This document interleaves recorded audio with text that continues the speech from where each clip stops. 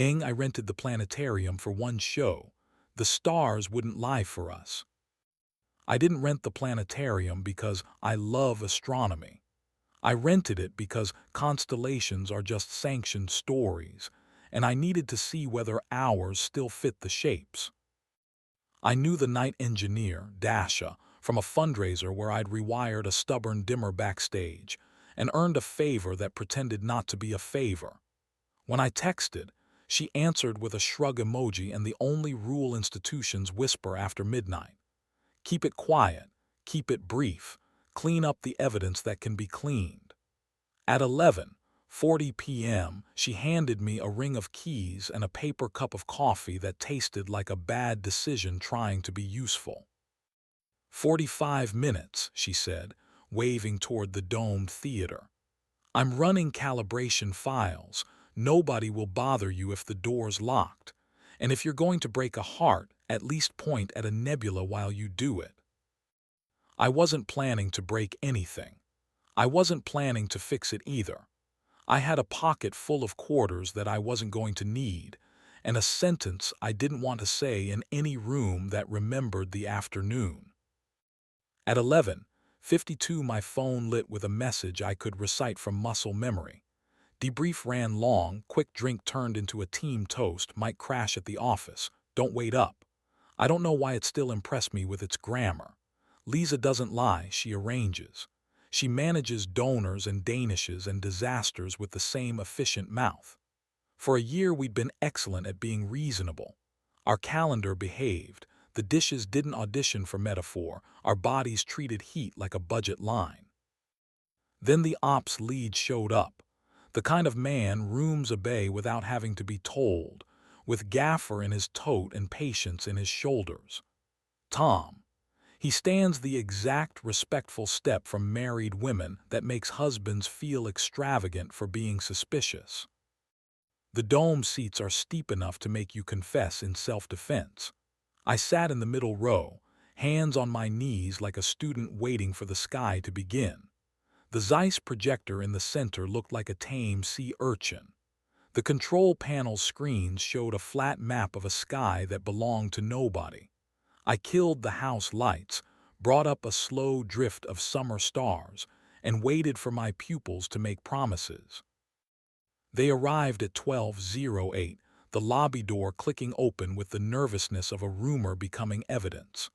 Lisa stepped in first, hair pinned like a thesis, the dress she'd worn to persuade a room that generosity was a civic hobby. Tom followed one respectful step behind, sleeves shoved, tote at his hip. He saw me before she did and stopped at the line where the aisle begins to count. Men who carry after midnight learn where to end. Did you book the universe? Lisa asked, voice careful, because that would be very you.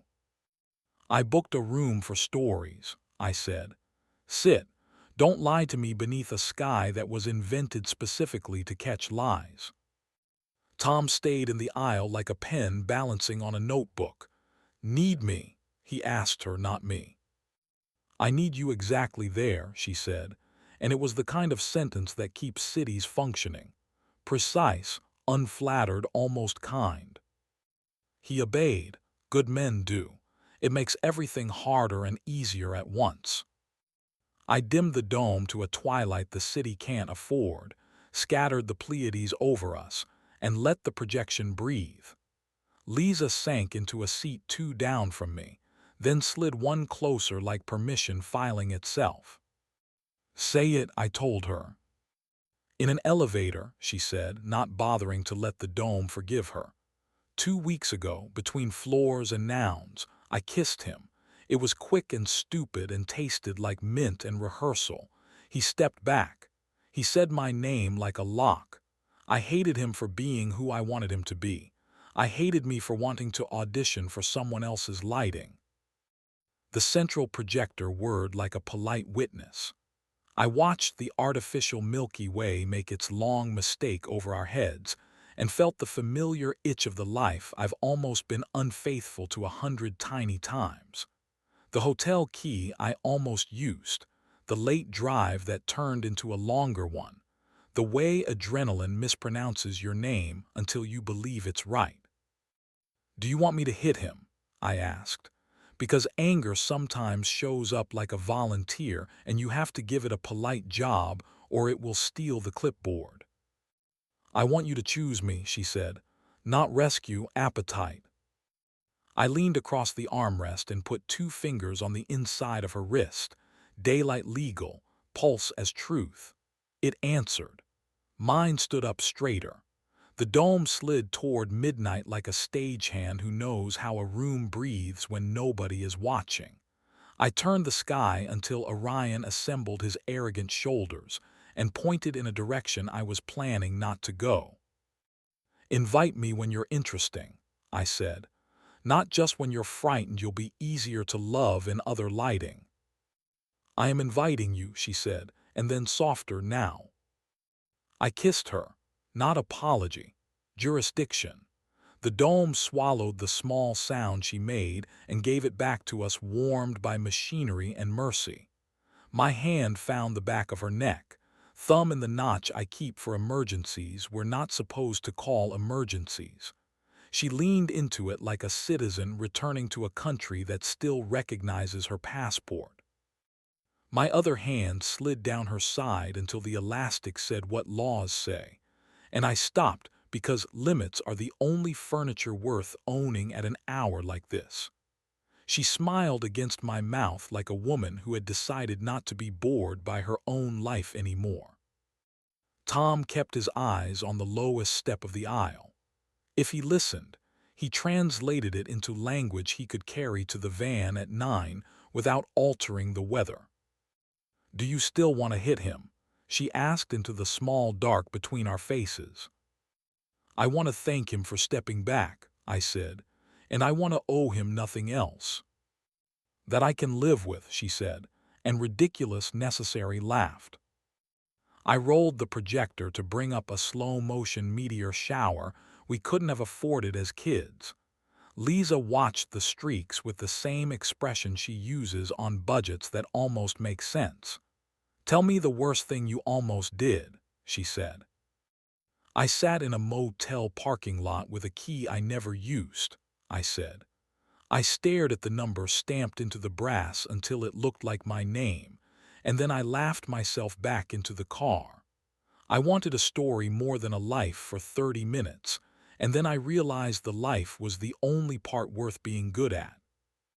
I ordered a drink I didn't want in a hotel bar I didn't belong in, she said. I told myself I was practicing being a version of me who doesn't ask rooms for permission. Then I went upstairs alone and washed my face until it remembered its job. We didn't call it confession, we called it counting. I dialed up a tour, quick visit to the big easy myths, Lyra, Perseus, Andromeda chained to her rock because men stay bad at writing women they can't rescue. Pick a star, I said. She pointed at nothing specific, which is to say she pointed at everything. That one. I leaned close and traced the air above her finger. You just chose something 1,300 years late, I said. Light you're seeing tonight left when empires had different names. Are you telling me I'm not responsible for all of this? She said, a grin dangerous enough to hire. No, I said. I'm telling you our timing is the only part we get to own. The dome kept breathing. In the aisle, Tom shifted his weight the way decent men do when they plan to avoid theater. He looked at his watch. Loadin' at 9, he said, almost apologetic. Cables are hungry. I'll be at the dock. Thank you, I said, which meant thank you, and also I see what you did, and also please keep being someone I can afford to be jealous of. He left without making the door a statement. The room exhaled as if nobody had been holding it together but the machinery and our mouths.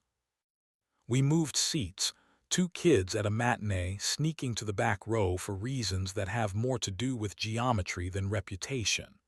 She straddled the line between my knees and the aisle, And for a moment, we remembered the apartment with the mattress that called itself an adult purchase and the window that learned what our breath looks like in winter. We didn't undress. We didn't make folklore. We let the dome notarize intention. My palm found the curve of her hip and rested there like an oath that didn't ask to be read aloud. We learned the temperature of restraint again and forgave it for not being easy. I wanted you to take me somewhere, she said, eyes on the artificial stars. Not to save me, to make me move. You are the map, I said. I'm trying not to mistake the legend for the territory. She kissed my jaw in a way that makes a man remember grammar. You always were a little too enamored of cartography. By the time Dasha pinged the intercom with a polite warning cough, the sky had rotated us back to something like dawn. I brought up the house lights to the level where rooms remember what they're for. We stood like people at the end of a hymn that didn't insist on belief. Lisa smoothed her dress as if mercy were a wrinkle. I locked the console screens and handed back the keys. Andre, Dasha said in the lobby, the tone of a woman who has shepherded better secrets than ours. You didn't touch the planet's positions, did you? I left Mars where I found it, I said.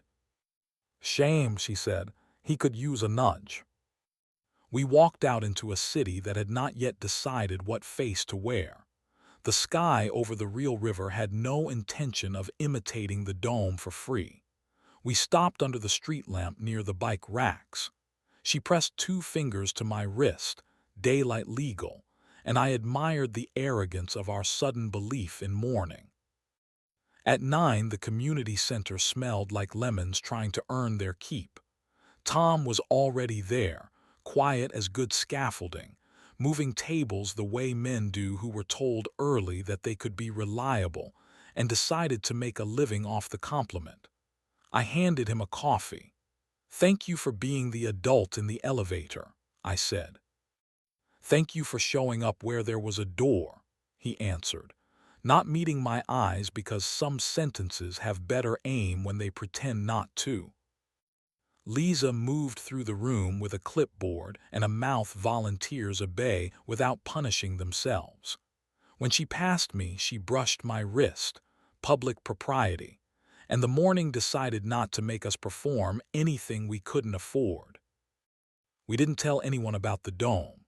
We taped the planetarium ticket stub to the side of our fridge under the magnet shaped like a ridiculous boat we bought one summer we didn't ruin. Sometimes, when the house auditions for courtroom, we walk by the river and look up at a sky that refuses to be useful. Sometimes she texts come and mean stand next to me while I bend a room into competence and beauty. Sometimes I text come and mean watch me be a body before I become a plan. Sometimes we stop at the museum lobby and stare at the poster of a spiral galaxy and let it be both a lie and a useful one. We didn't stop admiring other people's competence. We did stop confusing it with permission. Heat is a temperature, not a verdict. Light is a witness that travels too slow to testify promptly. You have to bring your own honesty to the scene. We eat before we try to win. We sleep when the clock loses its manners. We put our hands on each other in daylight as if the sun still issues licenses. And when the gossip part of the city asks if we have anything to add, we say we rented a sky that tells stories and used it to choose each other in sentences big enough to outlast an elevator. The constellations kept their shapes. So did we. The names can change later. The stars are still where we left them.